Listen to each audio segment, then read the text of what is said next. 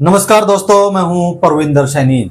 दोस्तों, एक बार फिर से Punjab and Haryana high court के फैसले ने धड़कनें बढ़ा दी हैं, क्योंकि उचाना सीट की काउंटिंग फिर से होगी। आपको बता दें कि यहां पर जो बैलेट पेपर हैं, 128 बैलेट पेपर हैं, उनकी काउंटिंग दोबारा से की जाएगी।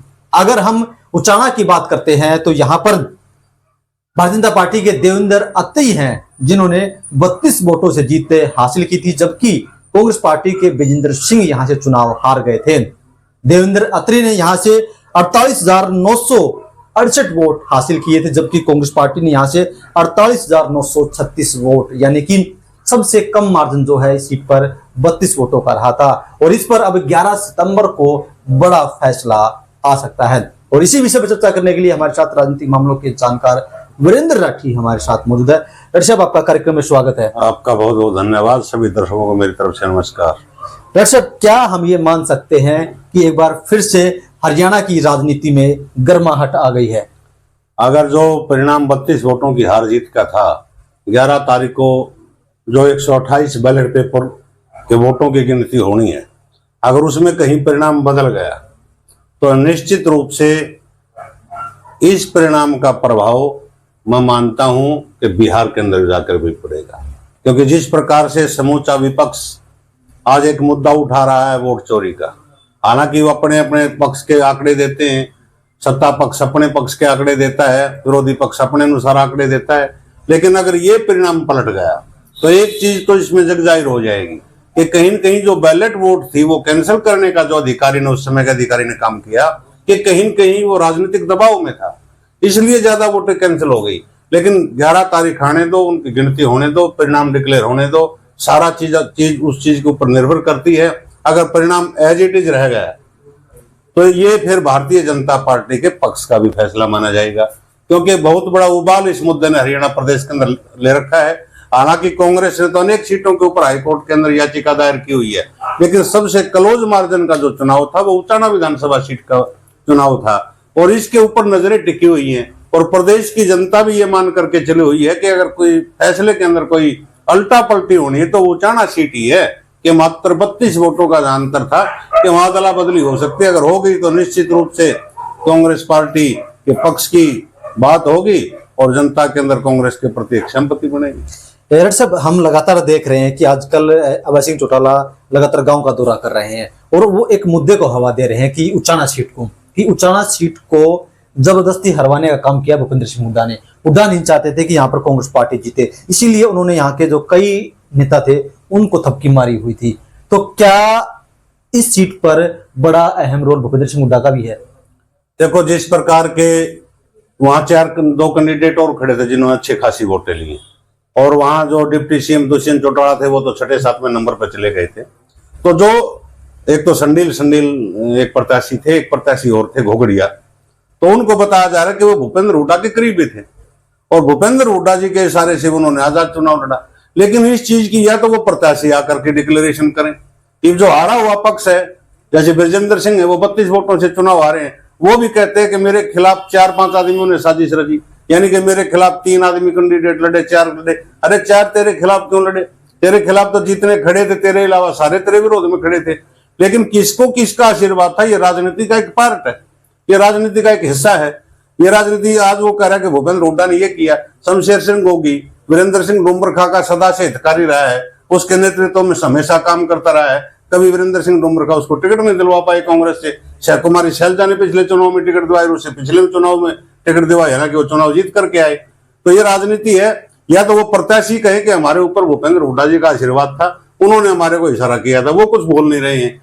कम वोटों से जीत जाते तो कहते कि मैं तो बड़ा नेता बन गया, कि इतने को हरा करके आया हूं, फला बड़े नेता ने मेरे खिलाफ प्रत्याशी उठाया। उन चीजों के ऊपर हम चर्चा ज्यादा नहीं करेंगे। वो अभय सिंह चौटाला इस बात को क्यों करें? अभय सिंह चौटाला आज एक जंग छिड़ी हुई है प्रदेश के अंदर, राजनीतिकों के अंदर, कि एक बड़े वर्ग का नेता बनने की, और वो बड़े आज अभय सिंह चौटाला की पार्टी हैसियत है, अब की बार आने से चूक गई। तो वो भी इस मुद्दे को कैश करना चाहते हैं कि कहीं न कहीं जो विशेष वर्ग का वोट जिसका ज्यादा है, कि वो वोट कहीं मेरी पार्टी की तरफ जुड़े। तो उनका ये प्रयास है। उन्होंने भी तो इस प्रकार के खेल किए हैं। कहां कहां से कैंडिडेट उठाए। तो राजनीति है, राजनीति में शाम दाम दंड भेद सारी चीजें चलती हैं। जिसका दाव लगता है वो अपना दाव चलता है, जिसका तीर लग जाता है वो निशाना सही हो जाए, वरना तुक्का हो जाता है। डॉक्टर साहब, कुछ दिनों पहले एक पानीपत का शायद एक मामला था सुप्रीम कोर्ट में सरपंच को लेकर, जहां पर जो हारा हुआ कैंडिडेट था सुप्रीम कोर्ट में वो जीत गया। तो क्या कुछ संभावनाएं उस तरह की लग रही है आपको बनेगी? देखो, वो जीत करके आया, सुप्रीम कोर्ट ने फैसला दिया, बड़ा स्वागत योग्य कदम है, फैसले की हम सराहना करते हैं। लेकिन उसमें भी वोट चोरी हम नहीं कह सकते। उसमें ये हो सकता है कि 3 मशीन थी या 5 मशीन थी या 6 मशीन थी। कई बार क्या होता है कि अफसर अपनी मिली भगत से सीरीज को चेंज करके एक दूसरे के उसके वोटें चढ़ा देते हैं। किसी भी मशीन के अंदर वोट तो उतने ही काउंट होते हैं जितने उसके अंदर डलती हैं, और ये सभी के एजेंट नोट भी करते हैं।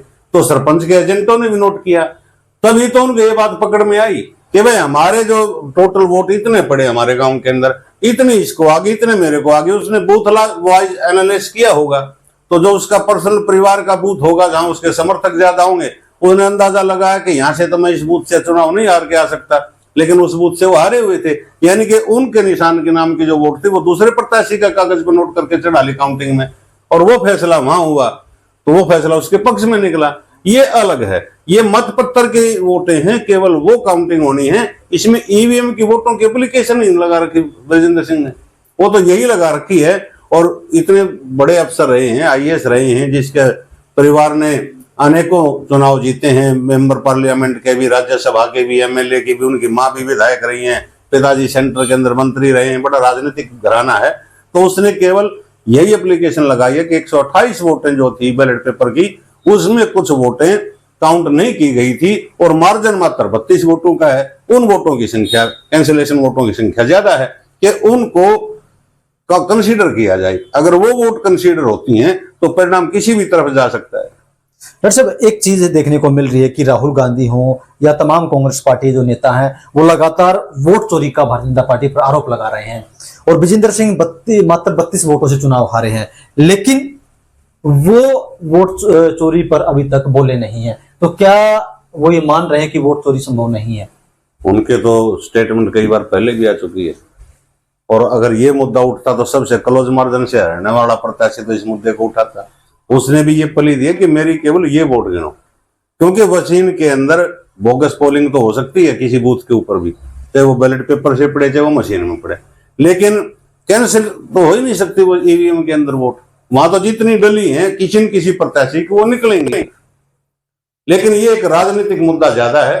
इस देश के अंदर ऐसे ऐसे मुद्दों के ऊपर कई मुद्दे ऐसे निकले जिसमें कुछ भी दम ही नहीं था, लेकिन देश की सरकारें पलट गई थी और प्रदेश की सरकारें पलट गई थी।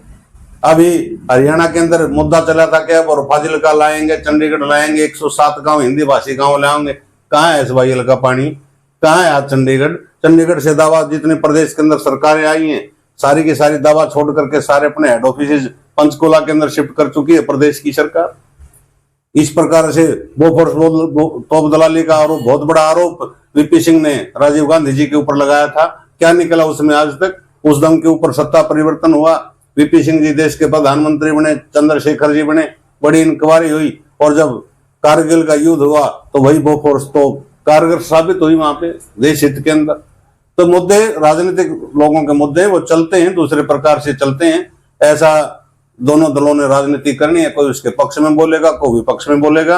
हाँ, जो उचाना की बात है 11 तारीख का हमें इंतजार करना पड़ेगा कि किस प्रकार उन वोटों को अगर वैध किया जाता है तो वो वैध वोट अगर ब्रजेंद्र सिंह के पक्ष में ज्यादा माने जाते हैं तो परिणाम पलट सकता है। अगर परिणाम पलट गया तो पुनः एक बात कहते हैं कि ब्रजेंद्र सिंह के प्रति और कांग्रेस के प्रति कि ये एक बहुत बड़ी जीत होगी, और इस जीत को कांग्रेस पार्टी बिहार चुनाव के अंदर भी कैश करना चाहिए।